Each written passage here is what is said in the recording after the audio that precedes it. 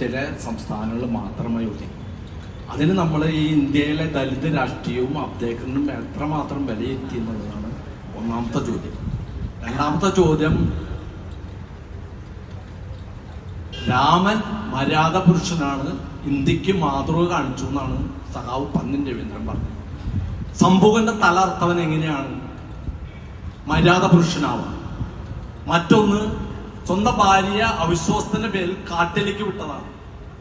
അദ്ദേഹം എങ്ങനെയാണ് ഇന്ത്യയുടെ മര്യാദ പുരുഷനാവാന്ന് എനിക്ക് മനസ്സിലായി. വിശ്വാസത്തിനെ തകർത്തുകൊണ്ടാണ് നാരായണഗുരു നെയ്യാറിന്ന് കല്ലെടുത്ത് ശിവലിംഗ എന്ന് പറഞ്ഞത്. സവർണബോധത്തിനെതിരായിട്ടുള്ള ചൂണ്ടുവരലായിരുന്നു. ആചാരങ്ങൾ ലംഘിച്ചുകൊണ്ടാണ് കമ്മ്യൂണിസ്റ്റ് പ്രസ്ഥാനം വളർന്നത്. ഈ രണ്ട് ചോദ്യമാണ് ഞാൻ പ്രസംഗിക്കുന്നത്. പ്രസംഗിച്ച പിന്നെ ഉത്തരം കിട്ടില്ല, അതാണ് ഉണ്ടാവുന്നത്. ഈ രണ്ട് ചോദ്യമാണ് ഇന്ത്യയിലെ കമ്മ്യൂണിസ്റ്റ് പ്രസ്ഥാനം അതിദയനീയമായി പരാജയപ്പെടാനുള്ള കാരണം ഈ സവർണ ബോധമാണെന്നാണ് എൻ്റെ വിശ്വാസം. അതുകൊണ്ട് തൊഴിലാളി വർഗത്തിൻ്റെ ഒപ്പം നിൽക്കാൻ നമ്മൾ ഇനിയും നമ്മളെ എത്രമാത്രം പരിശ്രമിക്കുന്നു എന്നുള്ളതാണ് നമ്മൾ കാണുന്നത്. ചോദ്യത്തറാണ്. ഈ രണ്ട് ചോദ്യമാണ് ഞാൻ ചോദിക്കുന്നത്.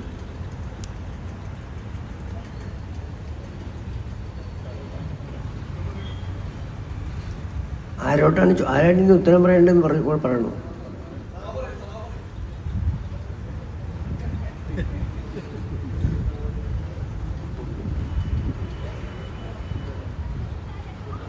എൻ്റെ പ്രിയ സുഹൃത്തിന്റെ പേരെന്താ പറഞ്ഞത്?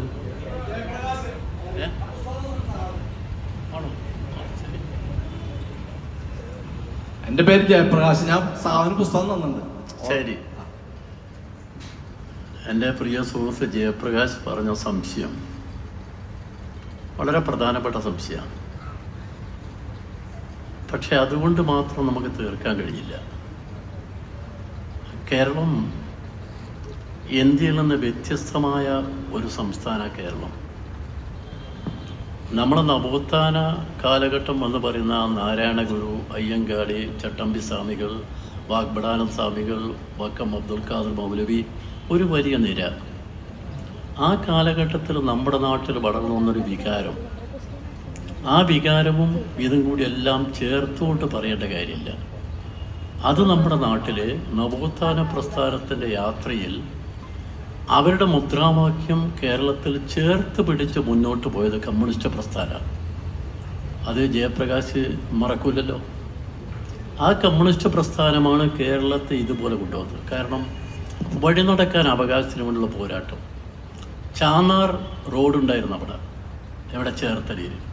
നമ്മുടെ നാട്ടിൽ ഈ മലബാറിൽ, ബ്രിട്ടീഷ് മലബാറാണല്ലോ നമ്മൾ, ഈ കാസർഗോഡ്, കണ്ണൂർ, പാലക്കാട്, മലപ്പുറം, ഈ വയനാട് ജില്ലേൻ്റെ മാനന്തവാടി വരെയുള്ള സ്ഥലം, തൃശ്ശൂർ ജില്ലേൻ്റെ ഒരു ഭാഗം ചേർന്ന പഴയ മലബാർ, ബ്രിട്ടീഷ് മലബാർ. ബ്രിട്ടീഷ് മലബാറും അപ്പുറത്ത് തിരുവിതാംകൂർ മഹാരാജാവിൻ്റെ ഭരണവും കൊച്ചി രാജാവിൻ്റെ ഭരണവും, ഈ രണ്ട് കേന്ദ്രങ്ങളായിരുന്നു ഈ കേരളത്തിൽ. ആ രണ്ട് കേന്ദ്രങ്ങളിൽ ഏറ്റവും കൂടുതൽ മനുഷ്യന് ഈ ദുരിതം ജാതിയുടെ പേരിൽ അനുഭവിക്കേണ്ടത് ഈ കേരളത്തിൻ്റെ ഈ ഭാഗത്താണ്. ശ്രീനാരായണ ഗുരു ഒരു കാര്യം പറഞ്ഞിട്ടുണ്ട്, ആ കാര്യം നമ്മൾ മറക്കരുത്. അദ്ദേഹം പറഞ്ഞു, ഇവിടെ നമ്മൾ ജാതി എന്നതാണ് ഏറ്റവും വലിയ നമ്മുടെ എതിർക്കേണ്ട ശക്തി. ഈ ജാതി ഉന്നത കുലജാതർക്ക് അവർക്ക് ആ സേവനങ്ങളെല്ലാം സൗജന്യമായി കിട്ടാൻ വേണ്ടി ഉണ്ടാക്കിയതാണ് ജാതി. ഉദാഹരണം, അന്ന് നമ്മുടെ നാട്ടിലുള്ളത് ഞാൻ കേട്ടതാണ്, നമ്മളെ തകഴി എഴുതിയ തോട്ടിയുടെ മകനാണ് തോട്ടി. തോട്ടി തലയിൽ മലഞ്ചുമന്ന് പോകുന്ന തോട്ടിയെ ഞാൻ കണ്ടതാണ് നേരിട്ട്. സീക്കണനായിരുന്നു നമ്മുടെ തോട്ടി തൊഴിലാളികളുടെ നേതാവ്.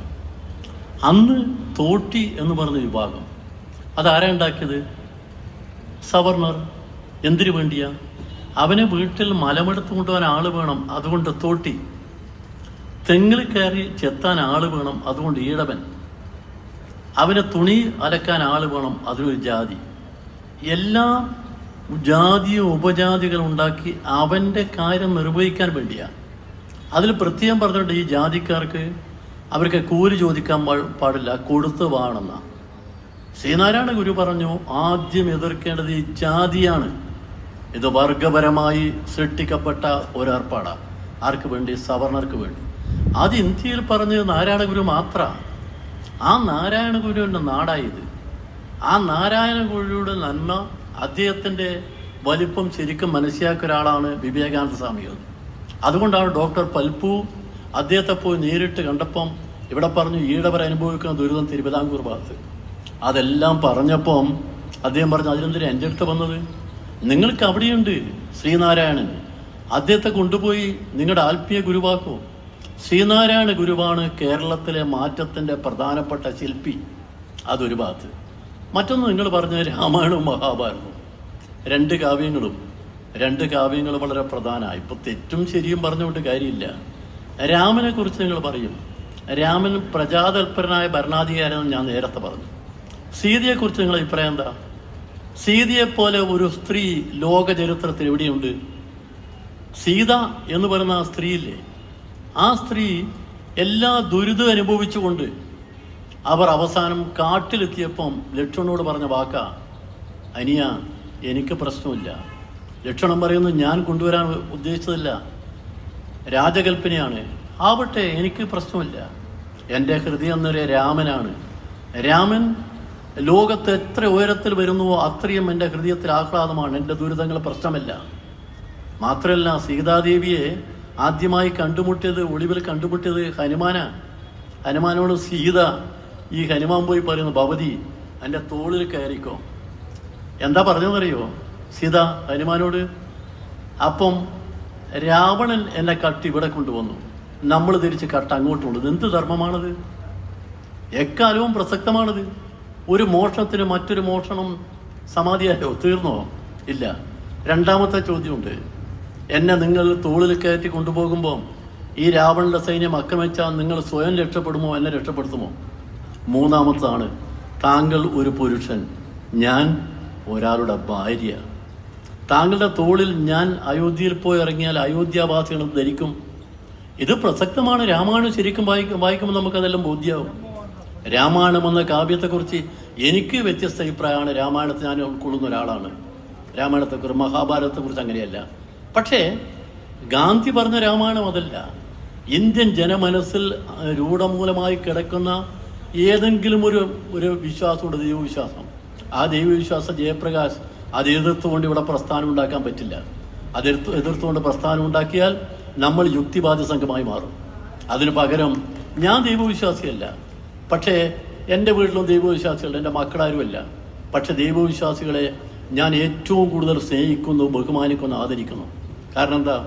അവർ തങ്ങളുടെ മനസ്സിൻ്റെ ദുഃഖം കൊണ്ടുപോയി ഇറക്കി വെക്കാനുള്ള അത്താണിയാണല്ലോ ഇത്. അവരെല്ലാം ഇതല്ലേ, അതാണ് മാർക്സ് പറഞ്ഞത്, മതം മനുഷ്യനെ മയക്കുന്ന കറുപ്പ, എന്നാൽ അധ്വാനിക്കുന്നവനും കഷ്ടപ്പെടുന്നവനും വിയർപ്പ് ഒഴുക്കുന്നവനും അവൻ്റെ ദുഃഖം ഇറക്കി വെക്കാനുള്ള അത്താണി കൂടിയാണെന്ന് പറഞ്ഞു. ആ അത്താണിയാണ് മതം. ആ മതമെന്ന് പറയുന്നത് നമ്മുടെ മുമ്പിൽ മതം മനുഷ്യനെ മയക്കുന്ന കറുപ്പ് തന്നെയാണ്. അപ്പം നമ്മൾ ഈ തർക്കത്തിൽ പോണ്ട. വിശ്വാസികളും അവിശ്വാസികളും എല്ലാം ചേർന്ന ഇന്ത്യ സമൂഹം, അതിൽ മഹാഭൂരിപക്ഷം വിശ്വാസികളാണ്. ഞാൻ വിശ്വാസിയല്ല, ഒരിക്കലുമല്ല. പക്ഷെ എനിക്ക് ഈ കൂടിയിരിക്കുന്ന നിങ്ങളെല്ലാം എനിക്ക് ഏറ്റവും ബഹുമാനമാണ്. നിങ്ങൾ ഒരുപാട് വിശ്വാസികളെ കാണും, അതുകൊണ്ട് നിങ്ങൾ വിശ്വാസികൾ ഒരുപാട് തെറ്റിയില്ല. ഞങ്ങൾ പൊതുപ്രവർത്തകർക്ക് ഏറ്റവും കൂടുതൽ ബഹുമാനം നിങ്ങളെയാണ്. നിങ്ങളാണ് നമ്മുടെ ദൈവങ്ങൾ.